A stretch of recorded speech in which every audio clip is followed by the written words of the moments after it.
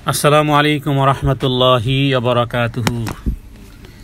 আলহামদুলিল্লাহি রাব্বিল আলামিন, নাহমাদুহু ওয়া নুসাল্লি আলা রাসূলিহিল কারীম নবিয়িনা মুহাম্মাদিন ওয়া আলা আলিহি ওয়া আসহাবিহি আজমাইন ওয়া মান তাবিআহুম বিইহসানিন ইলা ইয়াউমিদ্দিন, আম্মা বা'দ। নিশ্চয়ই যাবতীয় প্রশংসা মহান আল্লাহ সুবহানাহু ওয়া তাআলার জন্য। আমরা তারই প্রশংসা করি এবং সেই রব্বুল আলামিনের নিকটই সাহায্য চাই এবং তার কাছেই ক্ষমা প্রার্থনা করি এবং অন্তরের যাবতীয় অমঙ্গল এবং অকল্যাণ থেকে আল্লাহ তাআলার কাছে আশ্রয় কামনা করি।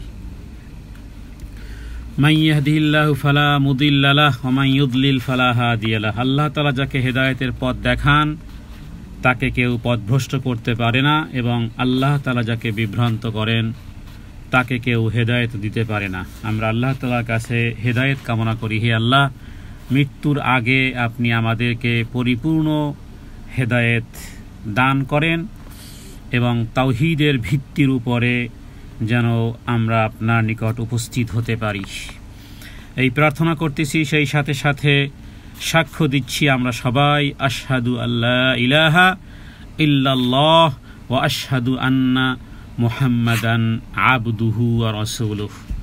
আমরা এই সাক্ষ্য দিচ্ছি যে আল্লাহ ব্যতীত সত্য কোনো মাবুদ নেই, তিনি এক এবং একক, তার কোনো শরীক নেই। এবং আরও আমরা সাক্ষ্য দিচ্ছি যে মুহাম্মাদুর রাসূলুল্লাহ সাল্লাল্লাহু আলাইহি ওয়াসাল্লাম আল্লাহ তাআলার বান্দা এবং রাসূল, আর তার বংশধর এবং সঙ্গী সাথী, এবং যারা কিয়ামত পর্যন্ত রাসূলুল্লাহ সাল্লাল্লাহু আলাইহি ওয়াসাল্লামের আনিত বিধান মান্য করে সেই মত আর পথ অনুসরণ করবে, আল্লাহ তাআলা তাদের উপরে রহম করুক। আমরা মূলত দিন প্র্যাকটিস করতে চাচ্ছি, আবার সেই সাথে সাথে সেই দিনের কথা এবং কাজকে মানুষের কাছে পৌঁছে দেওয়ার নিয়ত রাখি। নিজেরাও দিন প্র্যাকটিস করব এবং আমরা আমাদের সাধ্য অনুযায়ী অনলাইনে অফলাইনে যেভাবেই হোক না কেন মানুষের কাছে দ্বীনের জ্ঞান পৌঁছে দেব। কারণ মানুষের কাছে আমাদের যে কোনো অ্যাক্টিভিটির মাধ্যমে যদি কোনো মানুষ হেদায়েত প্রাপ্ত হয়, তাহলে রাসূলুল্লাহ সাল্লাল্লাহু আলাইহি ওয়াসাল্লাম তিনি খায়বর যুদ্ধের দিন হযরতে আলী রাদিয়াল্লাহু তাআলা আনহুকে খুব কাছে ডেকেছিলেন। এরপরে তার হাতে ইসলামের ঝান্ডা দিয়েছিলেন, তারপরে কিছু কথা বলেছিলেন। পরিস্থিতিটা ছিল এমন যে একেবারেই দীর্ঘদিন যাবৎ ইহুদিদের সাথে যুদ্ধ হচ্ছিল, জয়ের কোনো মুখ দেখা যাচ্ছিল না। এরপরে রাসূলুল্লাহ সাল্লাল্লাহু আলাইহি ওয়াসাল্লাম একদিন ফজরের সময় হযরত আলী রাদিয়াল্লাহু তাআলা আনহুর হাতে ঝান্ডা দেন এবং তাকে কিছু উপদেশ দেন। এরপরে যেই কথাটি বলেছিলেন সেই কথাটি শুনতে চাই আমরা। সেটি হলো, নবীজি আল্লাহ তাআলার নামে কসম করেছিলেন, কসম করে বললেন, আল্লাহর কসম, হে আলী, তোমার দ্বারা যদি, তোমার অ্যাক্টিভিটির দ্বারা, তোমার কথা এবং কাজের মাধ্যমে যদি মাত্র একজন ব্যক্তিও হেদায়েত প্রাপ্ত হয়, সঠিক পথের দিশা পায়, তাহলে হে আলী, তোমার জন্য সেটি লাল উষ্টি অপেক্ষাও উত্তম। এটাকে আরবিতে বলা হয় হমারিন নাম, মানে লাল উষ্টি। এটি একটি আরবদের কাছে মানে অধিক মূল্যবান সম্পদ হিসেবে গণ্য হতো। এমনি উষ্টির দাম বেশি, তারপরে আবার সেটা যদি লাল হয়, কারণ এই লাল উষ্টি খুব বিরল, মানে মহামূল্যবান, যেটাকে একটা মহার্ঘ বিষয়। তাছাড়াও এখানে আরও একটা বিষয় আছে যে এক্স্যাক্টলি লাল উষ্টি পাওয়াটা দুষ্কর ছিল, কিন্তু আরবরা খুব বেশি দামি জিনিসের উদাহরণ পেশ করতে এরকম লাল উষ্টির উদাহরণ পেশ করত। যেমন আমরাও বাংলাতে অনেক জিনিসের বলি কোষ্টি পাথর, আসলে কি কোষ্টি পাথর নামে কিছু আছে, কিন্তু উদাহরণের জন্য বলা হয় যে কোষ্টি পাথর, তার মানে যার টাচে লোহাও স্বর্ণ হয়ে যাবে। তো এটা আমরা উদাহরণ হিসেবে ব্যবহার করা হয় এই কারণে যে খুব দামি বিষয়, যে কোষ্টি পাথর যদি কারো কাছে থাকে শুধু লোহা কিনবে আর সোনা বানিয়ে ফেলবে, লোহা কিনবে আর স্বর্ণ বানিয়ে ফেলবে। কত সহজ, লোহাকে স্বর্ণ বানিয়ে ফেলবে কষ্টি পাথর।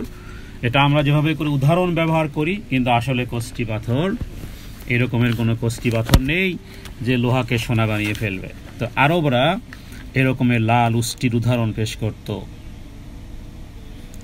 তার মানে দুনিয়ার সম্পদের একটা সর্বোচ্চ একটা লেয়ার, যেখানে দিনার দিরহাম পৌঁছতে পারবে না।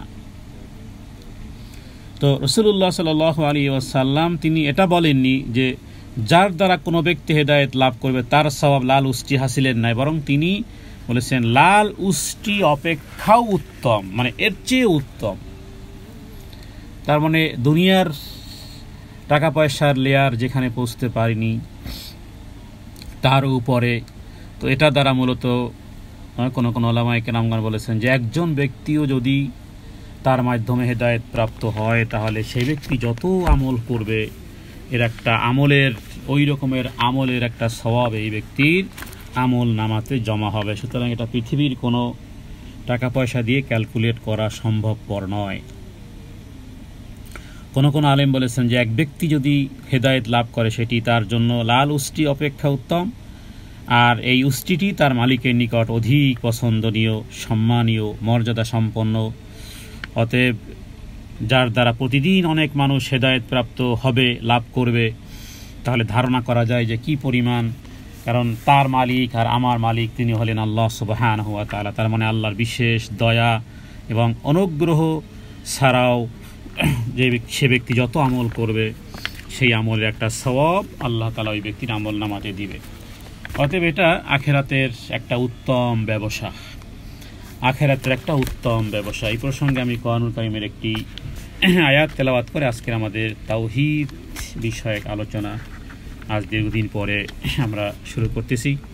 আল্লাহ তাআলার কাছে তৌফিক কামনা করি, হে আল্লাহ যত কল্যাণ, যত বরকত যেখানে যেখানে রেখেছেন, যা আপনি চান আল্লাহ তাআলা তিনি যেন আমাদেরকে সেই পথে আল্লাহ তাআলার রহমত লাভের এবং দুনিয়ার জীবদ্দশায় যত সওয়াবের কাজ, যত উত্তম থেকে উত্তম যে বিষয়গুলো আছে আল্লাহ তাআলা যেন আমাদেরকে সেই কাজগুলো করার তৌফিক দান করেন।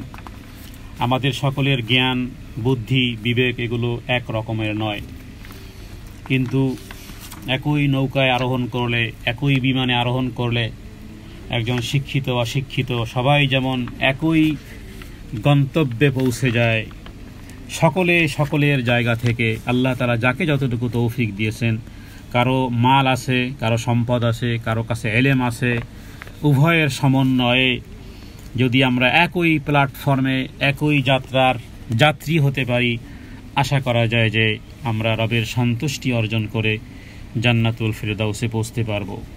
কোরআনুল কারীমের একটি শুরুর একটি আয়াতের দিকে আজকে মনোনিবেশ করে তারপরে তাওহীদে আলোচনা করার চেষ্টা করব। আল্লাহ তাআলার কাছে তৌফিক কামনা করি তিনি যেন আমার জবানে কালিমাতুল হক জারি করেন। আমরা এই নিয়ত রাখবো, যখন আমরা কোনো আলেমের আলোচনা শুনব তখন হৃদয়ে দোয়া করব যে হে আল্লাহ আপনি আমাদেরকে হেদায়েতের নিয়তে শুনব, হৃদয়ের কান দিয়ে শুনব। কোনো কথা যদি মনে কামনা করি যে এই কথাটা যদি মোতাকাল্লেম যিনি বক্তা আছেন তাহলে তার জন্য দোয়া করব যে তিনি যেন এই কথাটাকে এইভাবে বলেন। আর হলো হেদায়েতের নিয়তে শুনব, এমন নয় যে কিছু সময় শুনলাম, কিছু সময় ভালো লাগলো না, বরং রবের কাছে দোয়া করতে হবে যে হে আল্লাহ এর মাধ্যমে আপনি আমাদেরকে হেদায়েত দেন, এর মাধ্যমে আপনি আমাদেরকে আপনার সন্তুষ্টি দান করেন। অনুরূপভাবে এমন কিছু যেন করতে পারি যাতে করে আমি দুনিয়া থেকে চলে গেলেও আমার কবরে ইসরাফিলের সিংগায় ফুৎকার দেওয়ার আগ মুহূর্ত পর্যন্ত যেন ন্যাকামল চলতেই থাকে, কারণ টুডে টুমোরো কে কখন চলে যাব জানা নেই। কিন্তু পৃথিবীতে শয়তানের শয়তানি শক্তিও চলতে থাকবে, অনুরূপভাবে নবীদের দাওয়াত, নবীদের মিশন এবং ভিশন সেগুলো চলতে থাকবে। অতএব রবের কাছে প্রার্থনা থাকবে যতদিন তুমি এই পৃথিবী বাকি রাখবে হে প্রভু, যতদিন নেককার ফেরেশতারা নেক মানুষের লিখতে থাকবে ততদিন আমার নেকামল যেন বন্ধ না হয়। হতে পারে আমি যেখানেই কবরে শুয়ে থাকি না কেন, কিয়ামতের আগ মুহূর্ত পর্যন্ত তোমার ফেরেশতারা যারা নেকামল লিপিবদ্ধ করে মরে যেতে পারি, কিন্তু এমন কিছু করে যেন যেতে পারি আমল নামা যেন বন্ধ না হয়। কোরআন কারীমের একেবারে প্রথম যেই সূরাটি সূরা ফাতিহা, এরপরে সূরাটা হলো সূরাতুল বাকারাহ। সূরা বাকারার মধ্যে একেবারে প্রথম দিকে একটি আয়াতের মধ্যে আল্লাহ বলেছেন, আল্লাযীনা ইউমিনুনা বিল গায়ব ওয়া ইউকিমুনাস সালাত ওয়া মিম্মা রাযাকনাহুম ইউনফিকুন।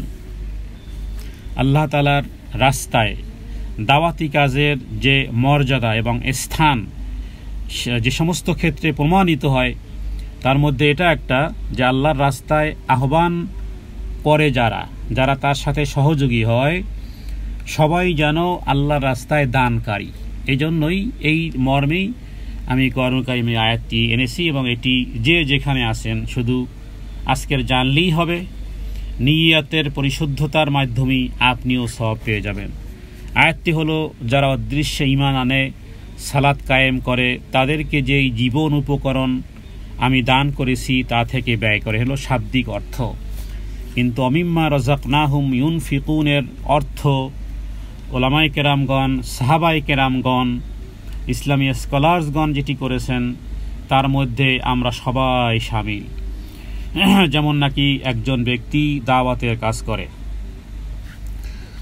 এবং কোনো একজন ব্যক্তি সেটাকে লাইক করে, সেটাকে চায় যে এই দাওয়াতটা আরও পৌঁছে যাক, তাহলে সবাই যেন আল্লাহর রাস্তায় ব্যয়কারী। কেউ ব্যয় করে টাকা পয়সা ধনদৌলত, কেউ ব্যয় করে ইলম। তো ইলম ব্যয় করা এটাও একটা বড় ব্যয়, কারণ আমরা জেনেছি যে একজন মানুষকে দাওয়াতের দিকে ডাকা, আহ্বান করাটাকে আমরা জেনেছি যে লাল উস্তি, যেটা বিরল, তার মানে সেটার একটা ভ্যালিউ আছে। তাহলে একজন ব্যক্তি সে 1 টাকাও দান করতে পারেনি, কিন্তু দ্বীনের কথা সে সম্প্রচার করেছে, মানুষের কাছে পৌঁছে দিয়েছে। তাহলে লাল উটনির দাম যদি একটা ভ্যালিউ হয়, আর এক ব্যক্তির মাধ্যমে একটা ভালো কথাকে পৌঁছে দিয়েছে বা ভালো কাজে সহযোগিতা করেছে বা দান করেছে, তাহলে সেও এই ভ্যালিউর মধ্যে এসে যাবে।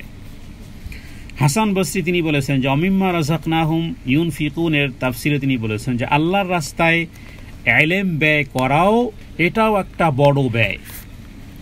একজন মানুষকে হেদায়েতের কথা বলা, সঠিক পথের দিশা দেওয়া, এটা যেমন ব্যয়, অনুরূপভাবে যে ব্যক্তি ইলমে দ্বীন ব্যয় করতেছে, অথবা যেই ব্যক্তি টাকা পয়সা দিয়ে ইলমে দ্বীনের লালন পালন করতেছে, উভয়ে ব্যয়কারী আল্লাহর রাস্তায়। শাইখুল ইসলাম ইমাম ইবনে তাইমিয়া তিনি বলেছেন যে অর্থ সম্পদ যেমন ব্যয়, ইলমে দ্বীন ছড়ানো এটাও এক ধরনের ব্যয়, মানে এটাও একটা খরচা।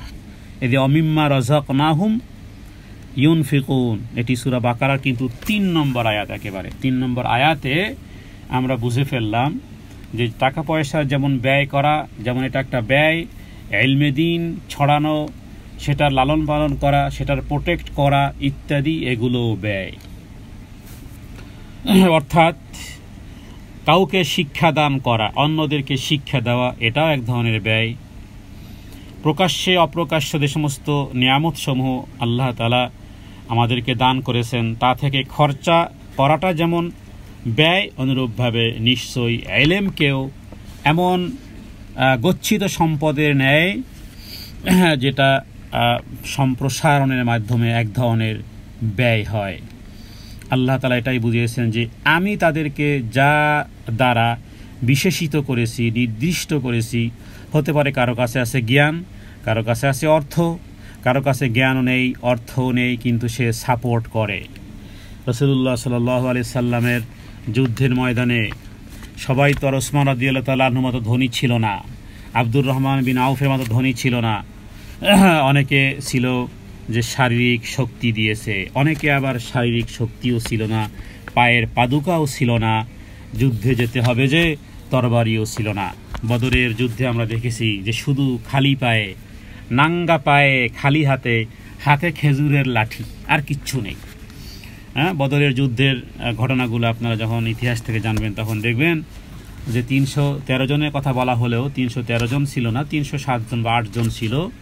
বাকি কিছু ব্যক্তিবর্গ ছিল যারা মদিনাতে ছিল। এর মধ্যে ওসমান রাদিয়াল্লাহু তাআলা আনহু কিন্তু বদরের ময়দান পদার্পণও করেননি, কিন্তু নিয়ত ছিল যেতে চেয়েছিল, পরবর্তীকালে নবীজি তাকে মদিনাতেই থেকে থাকতে বলেছেন, কারণ তার কন্যারা অসুস্থ ছিল। সব কিছু মিলিয়ে ওসমান রাদিয়াল্লাহু তাআলা আনহু তিনিও বদরি সাহাবী, অথচ বদরের ময়দানও দু চোখে দেখেননি ওই সময়কালে, তবুও তিনি বদরি সাহাবী। কেন? নিয়তের কারণে। আবার কেউ কেউ রওনা দিয়েছে, তার অর্থ নেই, সম্পদ নেই, যুদ্ধের ময়দানে যাচ্ছেন, পায়ের জুতাও নেই, হাতে তরবারিও নেই, তবুও তিনি চলছেন। কারো কারো হাত খালিও ছিল, কারো কারো হাতে খেজুরের লাঠিও ছিল। সবাই বদরি সাহাবী, আল্লাহ তাআলা যাদেরকে ক্ষমা করেছেন। তাহলে এই যে বিভিন্ন ক্যাটাগরি, তার মানে কি যে সবার অবস্থা ভিন্ন ভিন্ন থাকলেও সকলের মানহাজ, সকলের আকীদা, সকলের বিশ্বাস, সকলের অভিপ্রায়, সকলের আদর্শ এক এবং অভিন্ন ছিল। বিধায় আল্লাহ তাআলা সবাইকেই ক্ষমা করেছেন।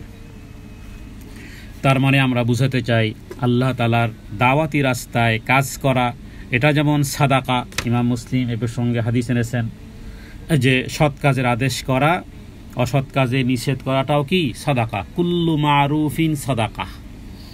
ইমাম নববী ওই হাদিসে আলোকে বলেছেন যে অসৎ কাজের নিষেধ করাটাও এটাও সাদাকা, আল্লাহ রাস্তায় দাওয়াতি কাজ করা এটাও সাদাকা। এবং এই প্রসঙ্গে মুআজ বিন জাবাল রাদিয়াল্লাহু তাআলা আনহু ওর প্রমাণ বহন করে, তিনি বলেছিলেন যে তোমরা অবশ্যই ইলমে দ্বীন অর্জন করবে, কেননা ইলমে দ্বীন অন্বেষণ করা হচ্ছে ইবাদত। ইলমে দ্বীন শিক্ষা করা হাসানা তথা নেকি, আবার তা ব্যয় করাও আল্লাহর নৈকট্য অর্জন। আর তাছাড়া যারা জানে না তাদেরকে ইলমে দ্বীন শিক্ষা দান করাটা এটাও সাদাকা। ইলমে দ্বীন অন্বেষণ করা এটাও এক ধরনের জিহাদ। পারস্পরিক ইলমে দ্বীনের আলোচনা এটা তাসবিহ স্বরূপ।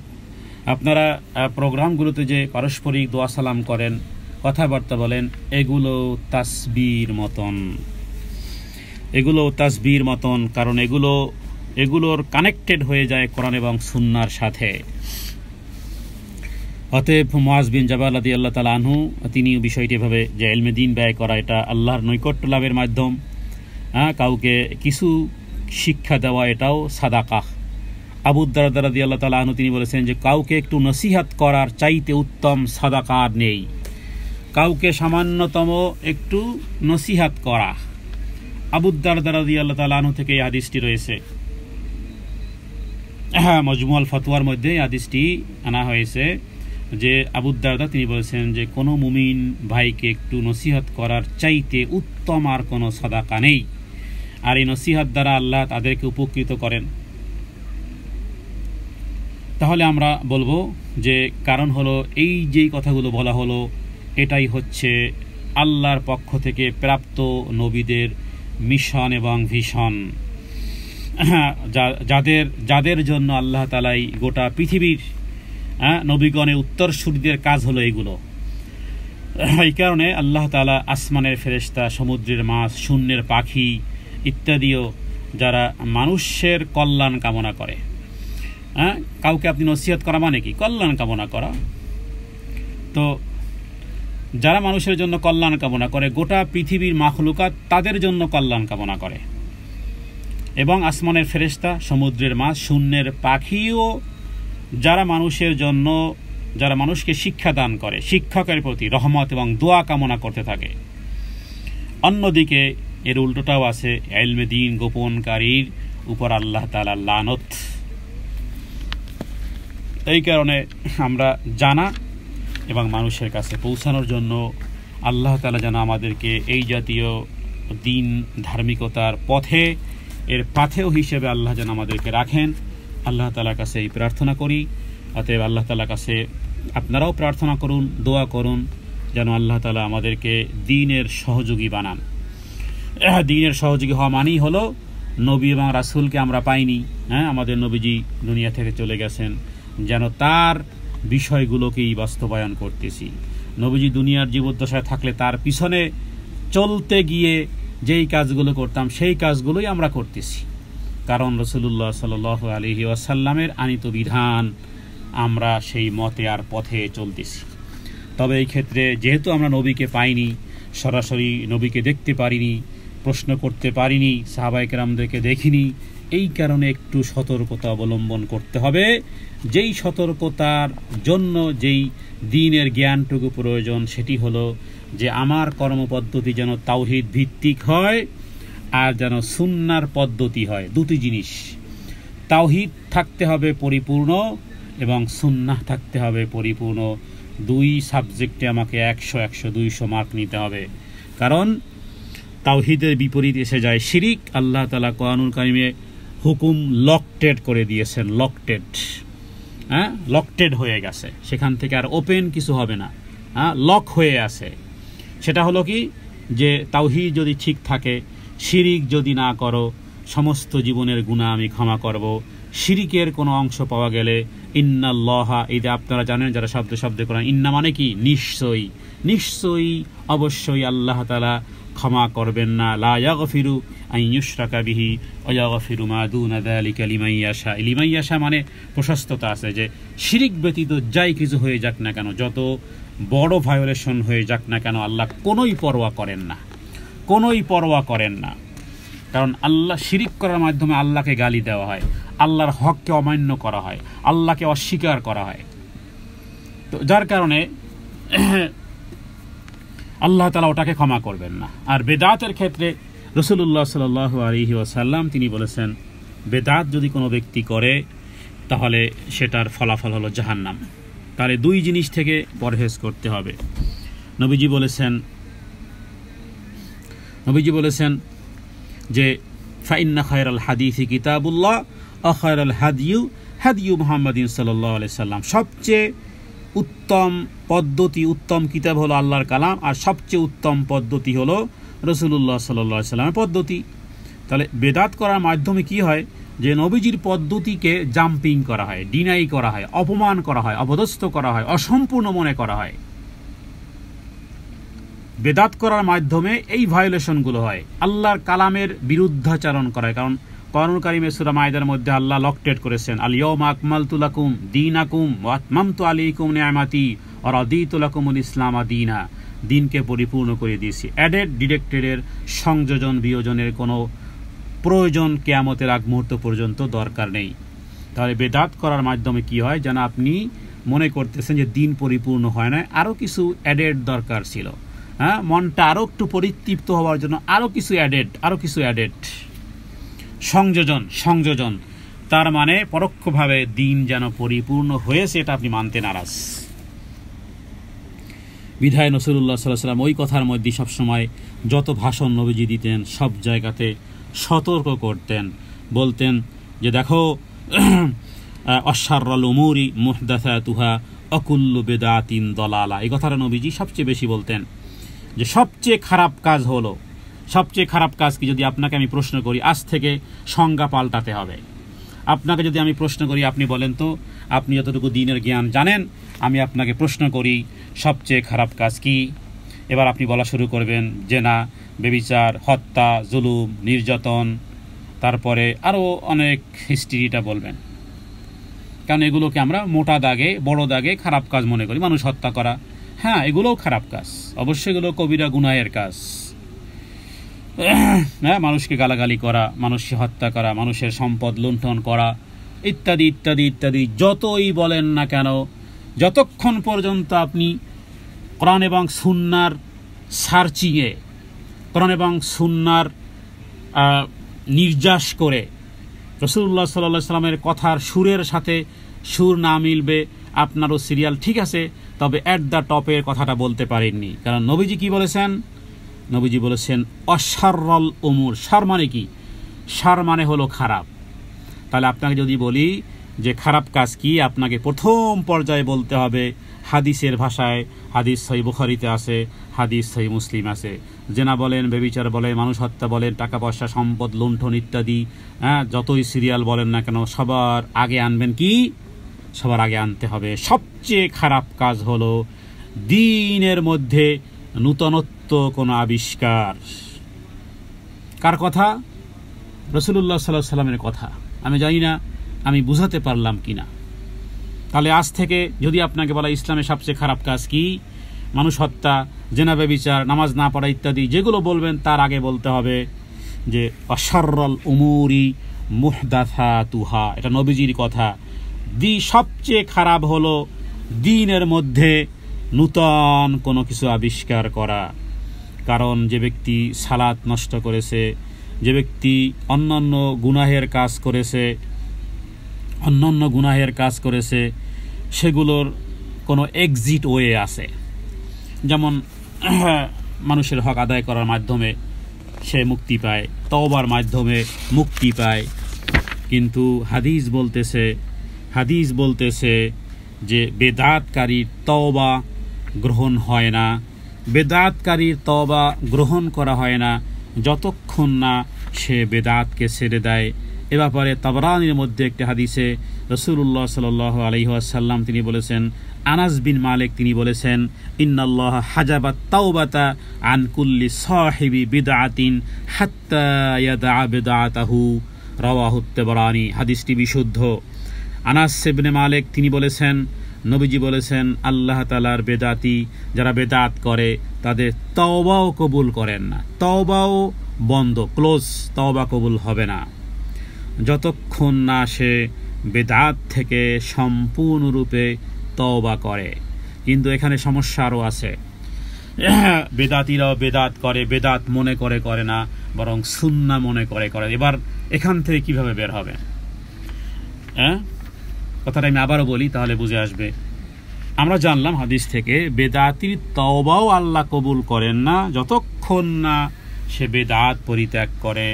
সমস্যা হলো বেদাত হলো সুন্নাতের মোড়কে আসে, সুন্নাতের জায়গা দখল করে, ভালোও লাগে, মনেও তৃপ্তি লাগে। কারণ এটা হলো কপি হয়, আসল জিনিসের কপি হয়, আসল আর নকল বুঝা দেয়। তো যে ব্যক্তি বেদাত করে তার মানে সে এক ধরনের আমল করতেছে। তাহলে কোনো ব্যক্তি আমল করে সেই জন্য সে তওবা করে না, কারণ সে তো মনে একটা সওয়াবের কাজ করেছি, যার কারণে বেদাতকে বেদাত বুঝতে পারলে না হয় আমি তওবা করব, কিন্তু বেদাতকে বেদাত হিসেবে তো বুঝার ক্ষমতা খুব কম মানুষের হয়। তারাই বুঝতে পারে যারা জানতে পারে যে হুবহু এই আমলটি সাহাবায়ে কেরাম রাসূলুল্লাহ সাল্লাল্লাহু আলাইহি ওয়াসাল্লাম করেছেন কি না। যদি এর বাইরে কেউ বলে, বেদাত ঢোকার ওয়েগুলো আমি একটু বলি যে বেদাত কোন কোন রাস্তায় কিভাবে বেদাতগুলো ঢুকে। বেদাত ঢোকার রাস্তা অনেকগুলো রাস্তা আছে। যেমন দলিল ছাড়া কোনো যদি ইবাদত করা হয় তাহলে বেদাতের মধ্যে ইন্টার হয়ে যাব। দলিলটা আবার সঠিক কিনা সেটাও কয়জন মানুষই বা সেই জ্ঞান রাখে। অথবা পীর বুজুর্গের কথাকেও দলিল মনে করা হয়, বাপ দাদার রসম রেওয়াজকে দলিল মনে করা হয়। আমি আমার বাবাকে দেখেছি এভাবে, আমি আমার দাদিকে দেখেছি এভাবে, তিনি সালাত আদায় করতেন, এভাবে সিয়াম রাখতেন। তার মানে দলিল কোথায়? বাপ দাদা, দাদি, নানি। তারপরে কখনো কখনো স্বপ্ন বা কাশফকে দলিল মনে করা হয়।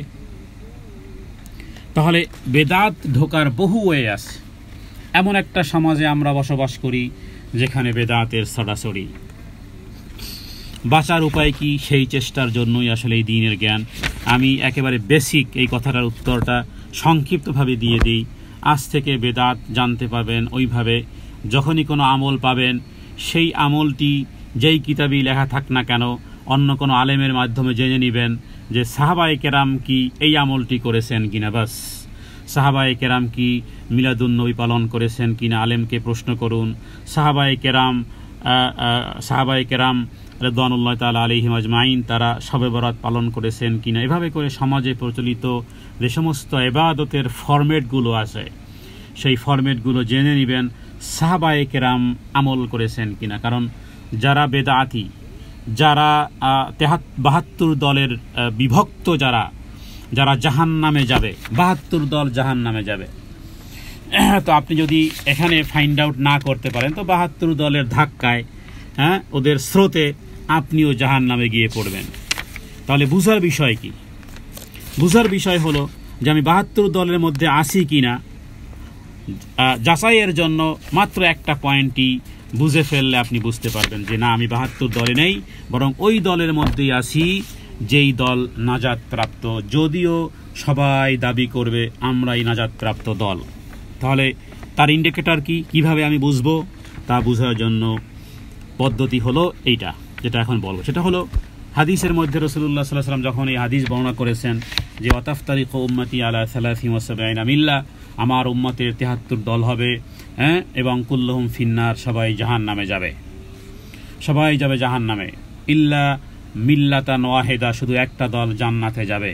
সাহাবায়ে কেরাম তারা বলেছেন ইয়া রাসূলুল্লাহ, ক্বালা ওমান হিয়া, তারা কারা? 72 দল যাবে জাহান্নামে, এক দল জান্নাতে, তারা কারা?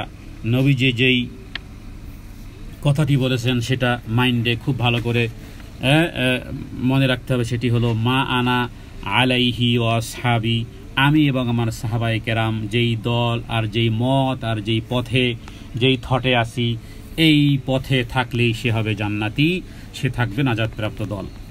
এখন বিষয় হলো আমাদের সমাজে অনেক আমল আখলাক আছে যেগুলোর পিছনে কোরআন আয়াত টানা হয়, হাদিস পাঠানো হয়, ফজিলত বর্ণনা করা হয়, কিন্তু দেখা যাবে যে ওই আয়াত থেকে বা ওই হাদিস থেকে ওই ফজিলত ওই ইবাদত সাহাবায়ে কেরাম করেননি।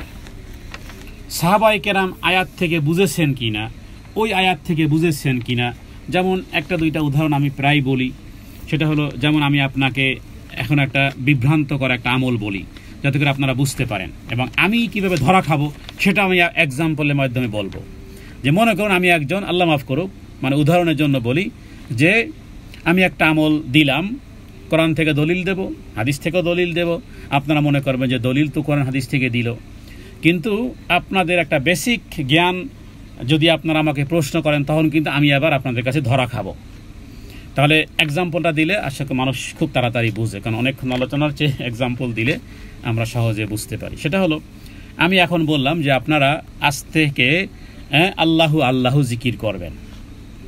দলিল দিলাম, খুলুন সূরা মুজাম্মিল, যে আল্লাহ তাআলা বলেছেন অযকুর ইসমা রব্বিক বুকরাতান ওয়া আসিলান। খুলুন সূরা মুজাম্মিলে আয়াত আছে অযকুর ইসমা রব্বিকা, অযকুর মানে স্মরণ করো, ইসমে রব্বিক তোমার প্রভুর নাম, ইসম মানে নাম, রব্বুকা মানে তোমার প্রভুর নাম। তাহলে আমার প্রভুর ইসমে জাতের যে নামটা সেটা হলো আল্লাহ। তাহলে এরপর আপনারা আল্লাহু আল্লাহু জিকির করবেন, সকাল সন্ধ্যায় করবেন। দলিল দিলাম কোরআনুল কারীমের আয়াত। কি বললাম? কারণ আয়াত এইভাবে আপনারা এখনই তরজমা খোলেন, সেখানে দেখবেন যে অযকুর ইসমা রব্বিকা, আপনার প্রভুর নাম স্মরণ করুন, বুকরাতান ও আসিলান, সকাল আর সন্ধ্যা। দলিল কই? কোরআনুল কারীম। কোন সূরা? সূরা মুজাম্মিল। দলিল আপনি পেয়ে গেলেন, দলিল আপনি পেয়ে গেলেন, কারণ কোরআনুল কারীম থেকে দলিল দিয়েছি। দুর্বল এক দুইটা হাদিসও, জিকিরের যে সমস্ত হাদিসগুলো আছে, রাসূলুল্লাহ সাল্লাল্লাহু আলাইহি ওয়াসাল্লাম জিকির আজকারের যে সমস্ত তাসবিহগুলো দিয়েছেন, বললাম কয়েক হাজার হাদিসের মধ্যে একটা হাদিস নিয়ে আসলাম, মাসালুল্লাযী ইয়াযকুরু রাব্বাহু কামাসালিল হাইয়্যি ওয়াল মাইয়িত। এই হাদিসটা লাগিয়ে দিলাম, এটা বিশুদ্ধ হাদিস। যে ব্যক্তি আল্লাহ তাআলার নাম স্মরণ করে, মাসালুল্লাযী ইয়াযকুরু রাব্বাহু, ওই যে দেখুন অযকুর ইসমা রব্বিকার সাথে ইয়াযকুরু রাব্বাহু হাদিসে মিল আছে কিনা। প্লিজ কেউ মাইক্রোফোন অন করবে না, তাকে রিমুভ করে দিবেন। খুব গুরুত্বপূর্ণ আলোচনা যাতে করে হৃদয়ঙ্গম করতে পারে, কারণ এটা একটা শিক্ষা, এটা একটা ট্রেনিং। সামনের জীবন মৃত্যুর আগ মুহূর্ত পর্যন্ত এইটাকে থাকতে হবে। তাহলে কোরআন থেকে দলিল দিলাম আল্লাহু আল্লাহু জিকির সাব্যস্ত করার, হাদিস থেকে দলিল দিলাম মাসালুল্লাযী ইয়াযকুরু রাব্বাহু, যারা তার রবের স্মরণ করে তাদের দৃষ্টান্ত হলো তারা জীবিত, আর যারা এই আল্লাহু আল্লাহু জিকির করবে না তারা যেন মৃত্যু। কারণ ইয়াযকুরু রাব্বাহু মানে তোমার রবের স্মরণ। হাদিস থেকে দলিল দিলাম, কোরআন থেকে দলিল দিলাম, আপনি পেয়ে সন্তুষ্ট হয়ে গেলেন। কিন্তু বেদাতি আমলের কথা আপনাকে বললাম এতক্ষণ, হোক না দলিল কোরআন থেকে, হোক না হাদিস থেকে, বেসিক যেই নলেজটি আপনাকে জেনে নিতে হবে সেটি হলো, যদি আপনি থার্ড প্রশ্ন আপনারা আমাকে করেন যে কোরআন থেকে তো আপনি দলিল দিলেন, হাদিস থেকে দলিল দিলেন, কিন্তু আল্লাহু আল্লাহু জিকির আল্লাহ রাসূল সাল্লাল্লাহু আলাইহি ওয়াসাল্লাম করেছেন কিনা, সাহাবায়ে কেরাম করেছেন কিনা, এই প্রশ্ন যদি আপনারা আমাকে করেন তাহলে আমি দলিল দিতে পারবো না, আর আমি তখন ধরা খাবো, এবং আমি যে একজন বেদাতি আমি সেটা প্রমাণ হয়ে যাবে যে আমি একজন বেদাতি। নাউজুবিল্লাহি মিন যালিক, আল্লাহ থেকে হেফাজত করুক। বিষয়টা উদাহরণ দিলাম, জানি না কে কতটুকু বুঝেছেন। তার মানে কোরআন থেকে আর হাদিস থেকে দলিল দিলেই যদি মান্য হয়, তাহলে বিভ্রান্ত হবেন। বিভ্রান্ত হয়ে যাবেন। যারা এই পৃথিবীতে যারা যাকাত অস্বীকার করেছিল তারা দলিল কোরআন থেকেই দিয়েছিল। যত বিভ্রান্ত দল, 72 বিভ্রান্ত জাহান্নামী দল, এরা দলিল তাদের আলমারি ফালমারি কিতাব থেকে দেয় না, তারা কোরআন থেকে হাদিস থেকে দলিল দেয়। হ্যাঁ, আপনি কি মনে করেছেন গোলাম মোহাম্মদ কাদিয়ানি যে মিথ্যা নবী দাবিদার, সে কোরআন থেকে দলিল দিয়েছে? কোরআন থেকে বহু দলিল আছে, তার বিষয়ে আমি আলোচনা করতে গেলে আলোচনা লম্বা হয়ে যাবে। কোরআন থেকে দলিল, আপনি সেগুলো খণ্ডন করার ক্ষমতা কোনো মুফতির নেই, কারণ কোরআন থেকে দলিল দিয়েছে। খাতামুন নবীন বলেছে, হ্যাঁ, যেমন খাতামুন নবী অর্থ করেছে, বুখারীতে হাদিস আছে আনা খাতামুন নবী লা নবিয়্যা বাদি, অসুবিধা নেই, বুখারী মানি। কিন্তু খাতাম শব্দের অর্থ হলো স্টাম্পিং। খাতেম শব্দের অর্থ শেষ নবী হয়, স্টাম্পিংও হয়, মানে স্টাম্পিং। তো অসুবিধা কি? আমি স্টাম্পিং নবী, আল্লাহ আমাকে সিলেক্টেড, স্টাম্পিং মানে কি সিলেক্টেড করা আমাকে। তো এভাবে করে কোরআন থেকেও দলিল, হাদিস থেকেও দলিল দিয়েই গোলাম মোহাম্মদ কাদিয়ানি নবুয়তের দাবি করেছে। আপনি খণ্ডন করবেন কিভাবে? যারা যাকাতকে অস্বীকার করেছিল এরা কোরআন থেকে কি সুন্দর একটা আয়াতকে বের করেছিল। হ্যাঁ, আবু বকর সিদ্দিক রাদিয়াল্লাহু তাআলা আনহু যখন যাকাত চাইলেন তখন বলে, দেখো হে আবু বকর, আল্লাহর কালাম বলেছে খুদ মিন আমওয়ালিহিম সাদাকাতান তুতাহিরুহুম ওয়া তুযাক্কিহিম বিহা ওয়া সাল্লি আলাইহিম। এই আয়াতের মধ্যে আল্লাহ বলেছেন, হে নবী, আপনি তাদের কাছ থেকে যাকাত গ্রহণ করেন আর তাদের জন্য বরকতের দোয়া করেন। তাহলে নবী শেষ, এবার বরকতের দোয়া কে করবে? আবু বকর। বরকতের নবী তো দুনিয়ার থেকে চলে গেছে। আয়াত কোত্থেকে দিয়েছে? দলিল কোরআনুল কারীম থেকে, যে খুদ মিন আমওয়ালিহিম, হে নবী তাদের কাছ থেকে মাল গ্রহণ করেন, যাকাত গ্রহণ করেন, সাদাকাতান তুতাহিরুহুম, এবং তাদেরকে পবিত্র করেন। তাহলে নবীজি ছিলেন, নবীজির বরকতময় হাত ছিল, নবীজির দোয়া বরকতময় ছিল, নবীজি দুনিয়া থেকে চলে গেছে, এরপর আর কে আছে বরকতময়? সুতরাং নবীও শেষ, যাকাতও শেষ। দলিল কোথা থেকে আনলো? কোরআনুল কারীম থেকে এনেছে। পৃথিবীতে 72 দলের বিভ্রান্তকারীরা দলিল কিন্তু কোরআন সুন্নাহ থেকেই আনবে, কিন্তু তাদেরকে বুঝার জন্য যখন আপনি প্রমাণ করতে চাইবেন যে সাহাবায়ে কেরাম কি এই আয়াত থেকে কি এইটা বুঝেছেন কিনা, যারা যাকাতকে অস্বীকারী হয়েছো তারা বলো সাহাবায়ে কেরাম এই আয়াতের তাফসির কি করেছেন। ও গোলাম মোহাম্মদ কাদিয়ানি, তুমি যে কোরআনুল কারীমের আয়াত আর বুখারীর হাদিসের যেই ব্যাখ্যাটা করেছো, এই ব্যাখ্যা কি ইবনে আব্বাস করেছে কিনা, এই আব্বাস আব্দুল্লাহ ইবনে মাসউদ করেছে কিনা, সাহাবায়ে কেরাম এই আমল পেয়েছেন কিনা, এইভাবে বুঝেছেন কিনা যেভাবে তুমি বুঝেছো? তা না হলে কি হবে জানেন? তাহলে ওই যে বলবে নাচ গান কোরআনের পাতায় পাতায় লেখা আছে। কিভাবে? কয় দেখো আল্লাহ তাআলা বলেছেন কুল আউযু বিরাব্বিন নাসে, মালিকিন নাসে, ইলাহিন নাসে, সব নাচে নাচে, তো আমরা নাচলে দোষ কি? দলিল হবে এইভাবে। যারা ইবাদত বন্ধ করে দিয়েছে আর ইবাদত বন্দি করা লাগে না, দলিল কোথায়? দলিল সূরা হিজর 14 নম্বর পারার প্রথম যে সূরাটি, সূরা হিজরের সর্বশেষ আয়াত আছে, ওয়াবুদু রব্বাকা হাত্তা ইয়াতিয়াকাল ইয়াকিন, তোমার রবের ইবাদত করো যতক্ষণ না তোমার ইয়াকিন এসে যায়। এবার যারা ইবাদত বন্ধ করে দিয়েছে তারা বলেছে আমাদের নামাজ রোজা লাগবে না, কারণ কোরআনুল কারীমের সূরা হিজরের শেষ আয়াতে বলা হয়েছে ওয়াবুদু রব্বাকা, প্রভুর তোমার রবের ইবাদত করো হাত্তা ইয়াতিয়াকাল ইয়াকিন, যখন তোমার ইয়াকিন এসে যাবে তখন আর ইবাদত বন্দিকে লাগবে না। দলিল সূরা হিজরের 14 নম্বর পারার 5 নম্বর পৃষ্ঠায় সূরা হিজরের শেষ আয়াত। দলিল কিন্তু কোরআন থেকে তারা দিয়েছে। এবার ওই বেদাতিকে জিজ্ঞেস করতে হবে যে ইবাদত লাগবে না, সালাত লাগবে না, কারণ দলিল তো তুমি দিয়েছো কোরআন থেকে। আচ্ছা বলো তো ভাই, এবার এই আয়াত থেকে সাহাবায়ে কেরাম কি এইভাবে বুঝেছেন কিনা? তাহলে সব জায়গাতে যখন এই থার্ড জিনিসটা আনবেন তখনই আপনি বেদাতিকে চিনতে পারবেন, ভ্রষ্টদেরকে চিনতে পারবেন, 72 দলের ফেরকার যেই খড়কুটো ভেসে যাবে তা থেকে আপনি বাঁচতে পারবেন যে না, আমি যেই ট্র্যাকে যাচ্ছি, যেদিকে ভেসে যাচ্ছি, এটা জাহান্নামের ওয়ের দিকে যাচ্ছি। কারণ সাহাবায়ে কেরাম এখানে ওয়াবুদ রব্বাকা হাত্তা ইয়াতিয়াকাল ইয়াকিনের অর্থ করেছেন মৃত্যুর আগ মুহূর্ত পর্যন্ত রবের ইবাদত করো। নবীজি মৃত্যুর আগ মুহূর্ত পর্যন্ত তার সালাত ক্যান্সেল হয় নাই। আব্দুল্লাহ ইবনে আব্বাস তাদের শরীরের উপর ভর করে পা হেসরে পর্যন্ত মসজিদে নববীতে সালাতের জন্য নবীজি গিয়েছেন। নবীজির সালাত মাফ হয় না, তোমার সালাত মাফ হয়ে যায়। এই কারণে সম্মানিত দ্বীনী বোনেরা, দ্বীনী ভাইয়েরা, যারা এই ভয়েসগুলো শুনবেন, আপনাকে এই বিষয়ে সতর্ক হতে হবে। সতর্ক যদি না হন, শুধু আমল দিয়ে জান্নাতে যাবেন, এটা ইম্পসিবল। তাহলে রাসূলুল্লাহ সাল্লাল্লাহু আলাইহি সাল্লাম বেদাতে নিন্দায় এত কথা বলতেন না। এবং শুধু তাই নয়, শুধু তাই নয়, রাসূলুল্লাহ সাল্লাল্লাহু আলাইহি ওয়াসাল্লাম তিনি বারবার বলেছেন ইয়াকুম। ইয়াকুম শব্দটা ব্যবহার করা হয় অনেক ক্ষেত্রে। ইয়াকুম আল উমুর ইয়াকুম আল মুহদাসাত ফাইন্না কুল্লা বিদআতিন দালালাহ। নব্য আবিষ্কৃত দ্বীনের মধ্যে সমস্ত বিষয় থেকে বেঁচে থাকো, কারণ প্রত্যেক নব্য জিনিস হলো গোমরাহি, আর গোমরাহি কোথায় নিয়ে যাবে? জাহান্নামে। তাহলে আমল করবেন আর জাহান্নামে যাবেন, আমল করবেন আর জাহান্নামে যাবেন। কেন? এই কারণে নবীজি একটি কথা বলেছেন, যে ব্যক্তি এমন কোন আমল করবে, মান আহদাথা ফি আমরিনা হাযা মা লাইসা মিনহু ফাহুয়া রাদ্দুন, হাদিস বুখারী এবং মুসলিমে। যে ব্যক্তি এমন কোন কাজ করলো যার অথেন্টিকতা নেই, যার সূত্র নেই, যার দলিল নেই, যার পর্চা নেই, যার মাঠ জরিপ নেই, যার সিএস নেই, যার আরএস নেই। হ্যাঁ, আপনি জমি কিনেছেন, কোনো পর্চা নেই, মাঠ পর্যায়ে কোনো কিছু নাই, সিটি জরিপ নাই, কিচ্ছু নেই, আপনি জমি খরিদ করেছেন, কি সুন্দর বাড়ি, চকচকে বাড়ি, হ্যাঁ, থাকতেছেন, মনে করতেছেন এই বাড়ির মালিক তো আমি হয়ে গেছি, কিন্তু কোনো দলিলাদিল্লা কিছুই নেই। তাহলে সেই বাড়ি যেমন আপনার নয়, ঠিক অনুরূপভাবে যে আমলই করেন যদি সূত্র না মিলে, তাহলে নবীজি বলেছেন ফাহুয়া রদ্দুন। রদ্দুন মানে প্রত্যাখ্যাত, মরদুদ।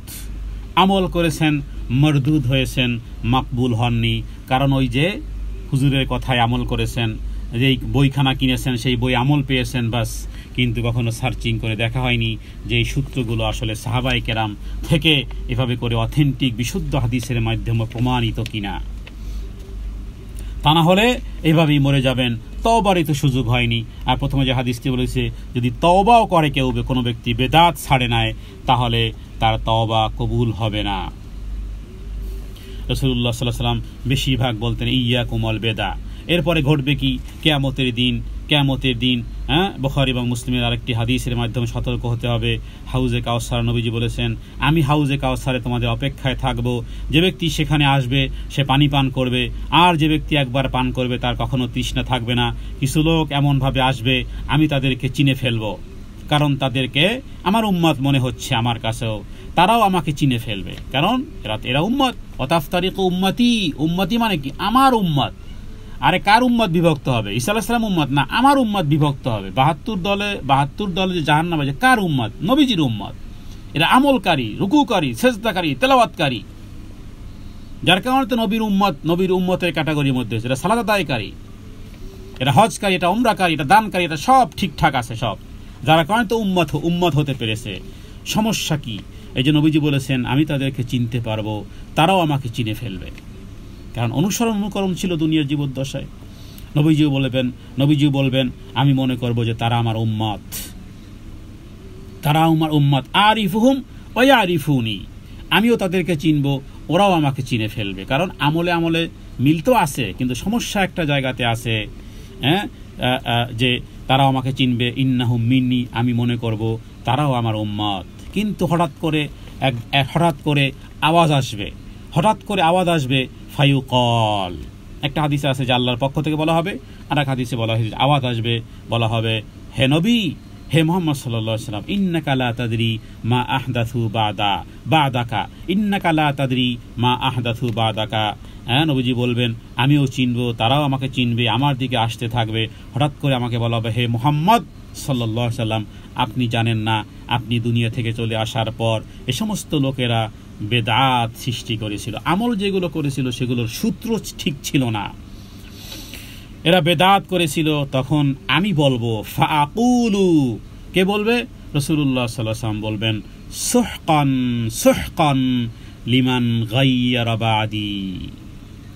হাদিসটি বুখারী এবং মুসলিমে আছে। সুহকান মানে তাড়ি, দূর হোক, ঘৃণা ভরে দূর হও। এটা কত বড় অপমান! আপনি আমার বাড়িতে আসতেছেন, আমিও চিনতেছি, আপনিও চিনতেছেন, হাসি মুখে। এরপরে কাছাকাছি আসার পরে যখন আমাকে বলা হলো, আরে দেখতেছো বন্ধু, এ তো তোমার শত্রু, তখন যেভাবে করে বলবো, দূর হও মিয়া। নবীজি বলবেন দূর হও। নবীজি যদি বলেন দূর হও, আপনি কি মনে করেন আপনার কোন খাজা বাবা, আপনার কোন আল্লামা, আপনার কোন জিনিস এসে এটার বিপরীতে দাঁড়াবে যে কোনো অসুবিধা নাই, নবীজি দূর হও দূর হও বললে কি আছে, এই যে ওয়ে আছে, no way, no exit, no access. ইয়াউমা লা বাইউন ফিহি ওয়ালা খুল্লাতুন ওয়ালা শাফাআতুন, কোনো আর সুপারিশকারী কেউ থাকবে না, কারণ নবীজি বলেছেন সুহকান সুহকান লিমান গায়্যারা বাদি। তাহলে প্রবলেমটা কি? প্রবলেমটা ছিল ওই খড়কুটোর মতন যাই পেয়েছে তাই আমল করা শুরু করেছে, কখনো ওই দেখেনি যেই আমল সাহাবায়ে কেরাম করেছেন কিনা, সূত্র ঠিক আছে কিনা। বেদাত আমলটা বোঝে, বেদাতটা বোঝে না। অথচ 1 কেজি পেঁয়াজ বোঝে, 1 কেজি টমেটো বুঝে, 1 কেজি বেগুন বুঝে। 1 কেজি বেগুনে আমি 4টা বেগুন আপনাকে আমি পচা বেগুন উঠিয়ে দেব, 5টা টমেটো আপনার সামনেই আমি দেব। আপনি বলবেন, এই মিয়া পচা টমেটো কেন দাও? কারণ কাকি পচা টমেটো চিনেছে, সবাই চিনে। পচা আলু উঠাই না কেন? কারণ পচা আলু এটা নষ্ট। তাহলে 1 কেজি বেগুন কিনতে গেলে, 1 কেজি টমেটো কিনতে গেলে, 1 কেজি আলু কিনতে গেলে একেবারে বেছে বেছে পাল্লায় উঠাই, মরিচ বেছে বেছে পাল্লায় উঠাই, শাক বেছে বেছে পাল্লায় উঠাই, নষ্ট পচাগুলো পাল্লায় উঠাই দেই না। মুখস্থ নেওয়া নেই না যে দেন, মুখস্থ দেওয়া দেন, 5 কেজি আলু দিয়ে দেন, 5 কেজি পেঁয়াজ দিয়ে দেন, না, বেছে বেছে উঠাই। তাহলে পেঁয়াজের কদর আছে, আলুর কদর আছে, কিন্তু আমলের ক্ষেত্রে মাশাআল্লাহ, নাউযুবিল্লাহ, যাই পায় তাই পড়ে, যাই পায় তাই পড়ে। কুমকুমিয়া হাবিবি কামতা নামু লায়া নামু, দোয়ায় গঞ্জলারস, দোয়ায় হাবিবি, কত দোয়া পড়ে সকাল থেকে নিয়ে সন্ধ্যা পর্যন্ত, অনেক দোয়া পড়ে যেগুলোর অর্থ সাংঘর্ষিক, যেগুলোর অর্থ শিরিকি অর্থ। বিশেষ করে যে সমস্ত বই কিতাবগুলো আমাদের দেশে প্রচলিত আছে, কোনো সূত্র নেই, শুধু কথার আগে আছে, কথিত আছে, বাস প্রমাণিত আছে, দেখলেই সওয়াব। কোরআনের তাবিজ একবার দেখলেই সওয়াব, এভাবে করে কথিত আছে, গ্রথিত আছে, রেওয়ায়েত আছে, পরীক্ষিত ইত্যাদি, সাথে আরও কিছু মিশেছে। বাস কোনো আলেম কোনো ফজিলত বর্ণনা করে দিয়েছে, কোনো সূত্র বলেনি, ওটাই চলতেছে তো চলতেছে। এত বোকা হলে এত কমন একটা বিষয়ের এতটুকু জ্ঞান না থাকলে এই কিয়ামতের দিন, আল্লাহ মাফ করুক, সহকান লিমান গায়্যারা বাদি, এই দলে পড়াছার কোনো রাস্তা নেই। কারণ নবীজি বলবেন, দূর হও যে সকল লোকেরা আমার পরে তারা দিন পরিবর্তন করেছে। হাদিসটি এবং বুখারী এবং মুসলিমে আছে। সম্মানিত উপস্থিতি, তাহলে করণীয় কি? করণীয় হলো 2 জিনিস সম্পর্কে আমাকে সতর্ক থাকতে হবে। রাস্তায় পথ চলতে গিয়ে সব জায়গাতে আমরা সতর্ক থাকি, 2 জায়গায় সতর্ক থাকতে হবে। এক হলো যে আমার ইবাদত যেন তাওহীদ ভিত্তিক হয়, আমার বেদাত যেন সুন্নাহর সাথে সম্পর্কিত হয়, আমার আমল যেন সুন্নাহ হয়, আমার আমল যেন বেদাত না হয়। এবং তাওহীদ সম্পর্কে আল্লাহ তাআলার জন্য যেই হক, সেই হক যেন আল্লাহ তাআলাকে দিতে পারি, আল্লাহ তাআলার জন্য হক দিতে পারি। আমরা এই কথাটি বলেছি, যতদিন বাঁচব ততদিন বলবো। আয়াতুল কুরসি পাঠ করেন অনেক ফজিলতের জন্য, সূরা মুলক অনেকে পাঠ করেন ফজিলতের জন্য, সূরা ইখলাস পাঠ করেন অনেক ফজিলতের জন্য।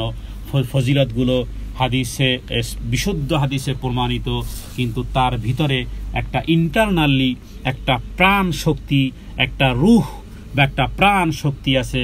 সেটি হলো যে সমস্ত সূরাগুলোর ফজিলত খুব বেশি, সেটা আয়াতুল কুরসি বলেন। আয়াতুল কুরসির মধ্যে আছে আল্লাহু লা ইলাহা ইল্লা হুয়াল হাইয়ুল কাইয়ুম। দোয়া ইউনূসের খুব বেশি পাওয়ারফুল, কারণ আছে লা ইলাহা ইল্লা আনতা সুবহানাকা ইন্নী কুনতু মিনাজ জালিমিন। এই যে লা ইলাহা ইল্লাল্লাহ, লা ইলাহা ইল্লাল্লাহ, ইসমে আযমের মধ্যে পাবেন লা ইলাহা ইল্লাল্লাহ। এগুলোর অর্থ কি? এগুলোর অর্থর মধ্যেই আছে তাওহীদ।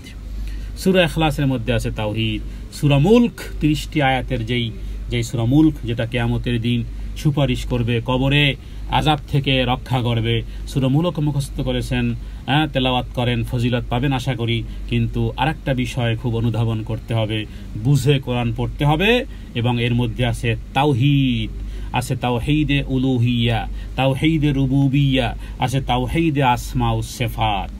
আল্লাহ তাআলার জন্য এই তাওহীদগুলো ছোট্ট ছোট্ট সূরা সমূহের মধ্যে, আয়াতের মধ্যে, আয়াতুল কুরসির মধ্যে, সূরা ইখলাসের মধ্যে, সূরা মুলকের মধ্যে, সূরা ফাতিহার মধ্যে, ওই যে সূরা বাকারার শেষ 2 আয়াতের ফজিলাত শুধুমাত্র অন্তরচক্ষু দিয়ে অর্থ তর্জমার দিকে দেখলেই দেখবেন যে তার মধ্যে তাওহীদে উলুহিয়া আছে ভরপুর, তাওহীদে আসমা ও সিফাত আছে ভরপুর, তাওহীদে রুবুবিয়্যা আছে ভরপুর, যার কারণে তো এগুলো বেশি বেশি মান পেয়েছে, যার কারণে এগুলো অ্যাট দ্য টপে এসেছে, যার কারণে এগুলো বেশি ফজিলতপূর্ণ হয়েছে।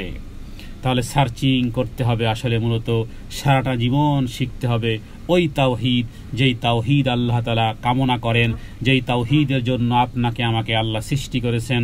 সূরা জারিয়াতের 56 নম্বর আয়াতে আল্লাহ বলেছেন, আমি মানুষকে সৃষ্টি করেছি এজন্যই শুধুমাত্র যে তারা আমার ইবাদত করবে, তাওহীদ ভিত্তিক ইবাদত। সূরা জারিয়াত আয়াত 56, আমা খালাকতুল জিন্না ওয়াল ইনসা ইল্লা লিয়াবুদুন। আসুন আমরা সবাই যতদিন বেঁচে থাকব রবের জন্য যেই হুকুম, যেই আহকাম আল্লাহ তাআলা যে জন্য আমাদেরকে সৃষ্টি করেছেন, সেই তাওহীদের হক যেন আল্লাহ তাআলাকে আমরা দিতে পারি এবং কিয়ামতের দিন রাসূলুল্লাহ সাল্লাল্লাহু আলাইহি ওয়াসাল্লামের হাতে হাউজে কাউসারের পানি পান করতে পারি এবং নবীজি যেই দিন নিয়ে এসেছেন, যেই বিধান নিয়ে এসেছেন, সেটাকে যেন সত্যিকার অর্থে আমরা যেন গ্রহণ করতে পারি। আল্লাহ তাআলার কাছে তৌফিক কামনা করি। তাওহীদ বিষয়ে আরেকটি কথা বলি, আজকে আলোচনা শেষ করব। সেটি হলো আমাদের দলিল হলো মুহাম্মদুর রাসূলুল্লাহ সাল্লাল্লাহু আলাইহি ওয়াসাল্লামের আনিত বিধান। এমনকি খুব ভালো করে কিপ ইন ইউর মাইন্ড, আজকের এই কথাটি খুব ভালো করে মনে রাখতে হবে। এবং একটি কথা যা নাকি ইবনে আব্বাস রাদিয়াল্লাহু তাআলা আনহু থেকে বর্ণিত। ইবনে আব্বাসকে, আব্বাস রাদিয়াল্লাহু তাআলা আনহুর ছেলে, যাকে রাইসুল মুফাসসিরিন বলা হয়, সাহাবায়ে কেরামের মধ্যে শীর্ষ আলেম যিনি, তিনি যেই কথাটা বলেছেন সেই কথাটাই হোক আজকের আমাদের শিক্ষণীয় এবং আমাদের দিল ও দেমাগে যেন থাকে। সে কথাটা কি? সে কথাটা হলো, তিনি বলেছেন, ইউশিকু আন তানজিলা আলাইকুম হিজারাতাম মিনাস সামা ইয়াকুল ক্বালা রাসূলুল্লাহ সাল্লাল্লাহু আলাইহি ওয়াসাল্লাম ওয়া তাকুলুনা ক্বালা আবু বকরিন ওয়া ওমর। মুসনাদে আহমদের মধ্যে এই হাদিসটি রয়েছে। সেটি কি? সেটি হলো যে একটা কথোপকথনের অংশ বিশেষ, যে একটা মাসালায় কথা বলা, সাহাবায়ে কেরাম কথা বলতেছেন যে হযরত আবু বকর তিনি এটা বলেছেন, ওমর রাদিয়াল্লাহু তাআলা আনহু এই মত দিয়েছেন। বিপরীতে ইবনে আব্বাস রাদিয়াল্লাহু তাআলা আনহু তিনি বলতেছেন, তোমাদের উপরে আকাশ থেকে পাথর বর্ষণের সময় ঘনিয়ে এসেছে, এই কারণে যে আমি তোমাদেরকে যে দলিলটি দিয়েছি আমি এটি রাসূলুল্লাহ সাল্লাল্লাহু আলাইহি ওয়াসাল্লামের কাছে শুনেছি, বিধায় নবীজির সেই দলিলটি দিয়েছি। আর তোমরা এর বিপরীতে বলতেছো, অতাকুলুন, আর তোমরা এর বিপরীতে বলতেছো আবু বকর বলেছে, ওমর বলেছে। কি বুঝলেন এখান থেকে? আরেকটু বলি তাহলে বুঝবেন। সেটি হলো যে আবু বকরের কথা, ওমরের কথাও ইসলামে 5 পয়সার দাম নেই যদি রাসূলুল্লাহ সাল্লাল্লাহু আলাইহি ওয়াসাল্লামের কথার বিপরীত হয়। আবু বকর আর ওমর, আবু বকর ফিল জান্নাহ, ওমর ফিল জান্নাহ। আবু বকরকে নতুন করে পরিচয় দেওয়ার দ্বারা দরকার নেই, ওমর রাদিয়াল্লাহু তাআলা আনহুকে পরিচয় দেওয়ার দরকার নেই। রাসূলুল্লাহ সাল্লাল্লাহু আলাইহি ওয়াসাল্লামের পরে যেই খলিফা হয়েছিলেন তিনি ছিলেন আবু বকর, এরপরে যিনি ওমর রাদিয়াল্লাহু তাআলা আনহু, তাদের ভ্যালিউ জিরো যদি মুহাম্মদুর রাসূলুল্লাহ সাল্লাল্লাহু আলাইহি ওয়াসাল্লামের কথার খেলাফ হয়। তাহলে এই যদি হয় আবু বকর আর ওমরের ভ্যালিউ জিরো, রাসূলুল্লাহ সাল্লাল্লাহু আলাইহি ওয়াসাল্লামের বিপরীতে। এই কথাটি কার? আমি আমার নিজস্ব কোনো কথা বলিনি। ইবনে আব্বাস রাদিয়াল্লাহু তাআলা আনহুমা থেকে তিনি বলতেছেন, তোমাদের উপরে যারা দলিল দিচ্ছ, আবু বকর বলতেছেন, ওমর বলেছেন, যারা দলিল দিচ্ছ, দলিলটা আবু বকরের থেকে, দলিলটা ওমরের থেকে, আপনি আবু বকর আর ওমরের বিপরীতে আপনি বলতেছেন অমুক হুজুর বলেছে, অমুক ইমাম বলেছে, অমুকে বলেছে, তমুকে বলেছে, অমুক আল্লামা বলেছে, অমুক হুজুরে বলেছে, অমুকে বলেছে। তাহলে আবু বকর আর ওমরের চেয়ে তো তারা বড় নয়। আর ইবনে আব্বাস বলতেছেন, আকাশ থেকে তোমাদের উপরে পাথর বর্ষণ হওয়ার সময় ঘনিয়ে এসেছে, কারণ তোমরা বলতেছো যে আবু বকর বলেছে, ওমর বলেছে, আর আমি বলতেছি যে মুহাম্মদ রাসূলুল্লাহ সাল্লাল্লাহু আলাইহি ওয়াসাল্লাম বলতেছেন। তার মানে ইবনে আব্বাস রাদিয়াল্লাহু তাআলা আনহুমার কথার মর্মার্থ হচ্ছে যে নবী সাল্লাল্লাহু আলাইহি ওয়াসাল্লামের কথার বিপরীত কারো কথা গ্রহণযোগ্য হবে না, যদিও তিনি হোক না আবু বকর সিদ্দিক রাদিয়াল্লাহু তাআলা আনহু অথবা হোক না ওমর রাদিয়াল্লাহু তাআলা আনহু। নবীজির কথার বিপরীতে পৃথিবীর আর কারো কোনো কথার দলিল পেশ করা যাবে না। কেন যাবে না? এই কারণে যাবে না, কোরআনুল কারিমে আল্লাহ বলেছেন, কোরআনুল কারিমে আল্লাহ তাআলা বলেছেন তাদের ভয় করা উচিত। এই যে ইবনে আব্বাস কি এমনি রাগ হয়ে গেছেন আর তাদের উপরে পাথর বর্ষণ হবে ধমক দিচ্ছেন? না, ইবনে আব্বাস মুফাসসির, ইবনে আব্বাস পণ্ডিত, তিনি ইসলামের স্কলার, সাহাবায়ে কেরামের মধ্যে তিনি রাইসুল মুফাসসিরিন, মানে head of the description of Quran এবং সুন্নাহ। কারণ আয়াত সামনে আছে, কোথায়? আল্লাহ তাআলা বলেছেন তাদের ভয় করা উচিত। ফালইয়াহযারিল্লাযীনা ইউখালিফুনা আন আমরিহি আন তুসিবাহুম ফিতনাতুন আও ইউসিবাহুম আযাবুন আলীম। অতএব যারা আল্লাহর রাসূলের অথবা আল্লাহ তাআলার আদেশে বিরুদ্ধাচরণ করে, তার আদেশে বিরুদ্ধাচরণ করে, তারা এ বিষয়ে সতর্ক হোক যে বিপদ তাদেরকে স্পর্শ করবে এবং যন্ত্রণাদায়ক শাস্তি তাদেরকে গ্রাস করে ফেলবে।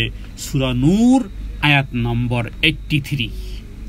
আয়াত নম্বর 83, এই আয়াতের আরো ব্যাপকতা আছে বিধায় ইবনে আব্বাস রাদিয়াল্লাহু আনহু বলেছেন, তোমরা দলিল দিচ্ছ আবু বকর বলেছে, ওমর বলেছে, তোমাদের উপর আকাশ থেকে পাথর, তোমাদের মাথার উপরে আকাশ থেকে পাথর বর্ষণ হওয়ার সময় ঘনিয়ে এসেছে। কারণ আমি বলতেছি রাসূলুল্লাহ সাল্লাল্লাহু আলাইহি ওয়াসাল্লাম বলেছেন, আর তোমরা এর বিপরীতে দলিল দিচ্ছ যে আবু বকর বলেছে, ওমর বলেছে। এই হাদিস থেকে কি বুঝেছেন জানি না। আর যদি জীবনে আপনি কোনোদিন বলেন অমুক ইমাম বলেছে, অমুকে বলেছে, অথচ সেই কথাটি রাসূলুল্লাহ সাল্লাল্লাহু আলাইহি ওয়াসাল্লামের বিপরীত, তাহলে আপনি এই আলোচনার কিছুই বুঝেন নাই, মূর্খই থেকে গেছেন। কেউ যেন এমন মূর্খ যেন না হয়। কারণ কোরআন এবং হাদিসের দালিলিকভাবে আপনাদেরকে বলেছি, সাহাবায়ে কেরাম যেভাবে বুঝেছেন সেইভাবে, সেই থটে, সেই মেথডে আসুন আমরা বুঝি, তাহলেই নিরসন হবে, তাহলেই ওই নাজাতপ্রাপ্ত দলের মধ্যে অন্তর্ভুক্ত হতে পারবো। তা না হলে 72 দল, 72 ফেরকা আর মধ্যে আপনি কখন যে ইন্টার হয়ে যাবেন নিজে অনুধাবন করতে পারবেন না। অতএব আসুন সাহাবায়ে কেরাম যেভাবে করে কোরআন বুঝেছে, হাদিস বুঝেছে, তাফসির বুঝেছে, আমল বুঝেছে, সেই আঙ্গিকে, সেই মেথডে যদি, সেই রঙে, সেই মতে যদি বুঝি, তাহলে রাসূলুল্লাহ সাল্লাল্লাহু আলাইহি ওয়াসাল্লাম যেখানে বলেছেন যে 72 দল জাহান্নামে গেলেও একটি দল জান্নাতে যাবে, তারা হলো মা আনা আলাইহি ওয়া আসহাবি, আমি এবং আমার সাহাবায়ে কেরাম যেই মতে, যেই পথে, যেভাবে করে বুঝেছি, যেভাবে আমল করতেছি, এই দলে থাকবে, তারাই একমাত্র নাজাতপ্রাপ্ত দল হবে। রবের কাছে প্রার্থনা করি, হে প্রভু, আপনি আমাদেরকে সেই দলের মধ্যে অন্তর্ভুক্ত করেন যেই দলের ব্যাপারে নবীজি সতর্ক করেছেন এবং যেই দলের কথা নবীজি উচ্চারণ করেছেন যে তারাই হবে নাজাতপ্রাপ্ত দল। গোটা কোরআন এবং সুন্নাতে রাসূলুল্লাহ সাল্লাল্লাহু আলাইহি ওয়াসাল্লাম যেখানে অ্যালার্ট করেছেন, আল্লাহ তাআলা বারবার বলেছেন, ওমাই ইউতিইল্লাহ ওয়ার রাসূল, মোর দ্যান 35 জায়গাতে এই কথাগুলো আছে যে তোমরা আল্লাহ এবং আল্লাহ রাসূলের অনুসরণ করো, রবের ভালোবাসা পেতে চাও। হে নবী, যদি কোনো ব্যক্তি বলে আমি আল্লাহকে ভালোবাসতে চাই, তাহলে কি হবে? মুখ দিয়ে বলে ফেললাম আল্লাহকে ভালোবাসি, হবে না। কুল ইন কুনতুম তুহিব্বুন আল্লাহ, যদি কেউ দাবি করে আল্লাহকে ভালোবাসতে চাই, আয়াত সূরা আলে ইমরানের মধ্যে আছে, 3 নম্বর পারার 11 নম্বর পৃষ্ঠাতে আয়াত আছে। হে নবী, কুল ইন কুনতুম তুহিব্বুন আল্লাহ, যদি কেউ বলে যে আল্লাহকে ভালোবাসতে চাই, তাহলে আপনি বলেন ফাত্তাবিউনি, আমাকে যথাযথ অনুসরণ করো, তাহলে কি হবে? তুহিব্বুন আল্লাহ, আল্লাহ তোমাদেরকে ভালোবাসবেন। এটা সিঁড়ি, এটা মাধ্যম। সরাসরি আল্লাহকে ভালোবাসার দাবি মিথ্যা। সরাসরি আল্লাহ তাআলাকে ভালোবাসার দাবি কেউ যদি করে, মিথ্যা প্রমাণিত হবে যতক্ষণ না সে রাসূলুল্লাহ সাল্লাল্লাহু আলাইহি সাল্লামকে প্রপারলি, পরিপূর্ণভাবে 100% অনুকরণের জন্য সচেষ্ট না হবে। কারণ এই কোরআন বলতেছে, কুল ইন কুনতুম তুহিব্বুনাল্লাহ ফাত্তাবিউনি ইউহিব্বুকুমুল্লাহ, হে নবী আপনি বলেন আল্লাহর ভালোবাসা পেতে চাইলে আমাকে অনুসরণ করো, তাহলে আল্লাহ তোমাদেরকে ভালোবাসবেন। ওয়াগফির লাকুম, আর তোমাদের গুনাহসমূহ ক্ষমা করে দিবেন। ওয়াগফির লাকুম যুনুবাকুম আল্লাহু গফুরুর রহিম, আর তিনি হলেন ক্ষমাশীল এবং অতীব দয়ালু। রবের অতীব দয়ালু হিসেবে পেতে চাইলে রাসূলুল্লাহ সাল্লাল্লাহু আলাইহি ওয়াসাল্লামের ক্যাটাগরিতে আসতে হবে। রবের কাছে দোয়া করি, হে আল্লাহ, মালাকুল মউত আমাদের শিওরে ততক্ষণ যেন না আসে যতক্ষণ পর্যন্ত তাওহীদ ভিত্তিক জীবন যাপন, সুন্নাহ ভিত্তিক জীবন যাপন এবং শিরক মুক্ত জীবন যাপন এবং বেদাত মুক্ত জীবন যাপন যতক্ষণ পর্যন্ত না হয় ততক্ষণ পর্যন্ত যেন মালাকুল মউত না আসে। এবং হে আল্লাহ, আপনি আমাদেরকে তাওহীদের জ্ঞান দেন, তাওহীদে উলুহিয়তের জ্ঞান দেন, তাওহীদে আসমা ও সিফাতের জ্ঞান দেন, তাওহীদে রুবুবিয়তের জ্ঞান দেন, এবং রাসূলুল্লাহ সাল্লাল্লাহু আলাইহি ওয়াসাল্লামের পরিপূর্ণ অনুসরণ অনুকরণ সুন্নাহ ভিত্তিক জীবনযাপন করা তৌফিক দান করেন। বেদাত থেকে মুক্ত রাখেন, বেদাত থেকে দূরে রাখেন, এবং কিয়ামতের দিন যেন রাসূলুল্লাহ সাল্লাল্লাহু আলাইহি ওয়াসাল্লামের হাতে হাউজে কাউসারের পানি যেন পান করতে পারি। আমাদের উপর যেন এই ট্যাগ না লাগে যে সোহকান ইমান গাইয়ার বাদি, এই ট্যাগ যেন না লাগে। রবের কাছে এই প্রার্থনা করে আজকের এই প্রোগ্রামের এই আলোচনা শেষ করতেছি।